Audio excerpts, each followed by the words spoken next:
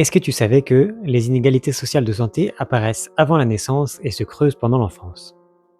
En 2020, une étude de l'INSEE a montré que 94% des parents cadres ont déclaré ne pas fumer pendant la grossesse, contre 66% des parents ouvriers. Et dès la petite enfance, les inégalités se creusent. Effectivement, à 6 ans, les enfants de parents issus de milieux modestes sont plus souvent en surcharge pondérale que les enfants issus de milieux plus favorisés.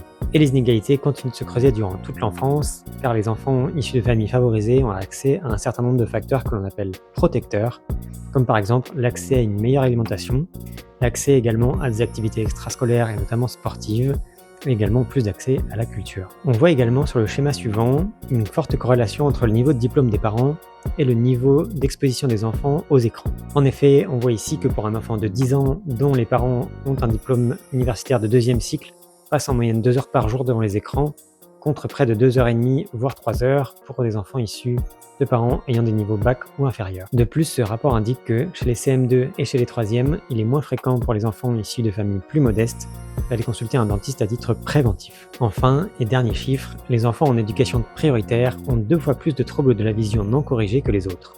Tous ces chiffres montrent donc que les inégalités sociales de santé sont déjà présentes avant même la naissance, puis se creusent durant l'enfance et l'adolescence, et malheureusement, cela crée une chaîne causale, car en effet les enfants qui sont issus de milieux défavorisés partent déjà avec un ensemble de facteurs de risque qui sera plus difficile de surmonter une fois à l'âge adulte. Que faire pour remédier à tout ça?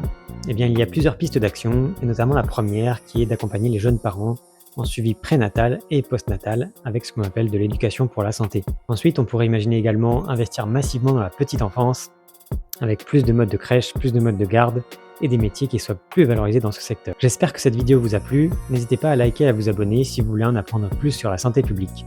Je vous dis à très bientôt et prenez soin de vous.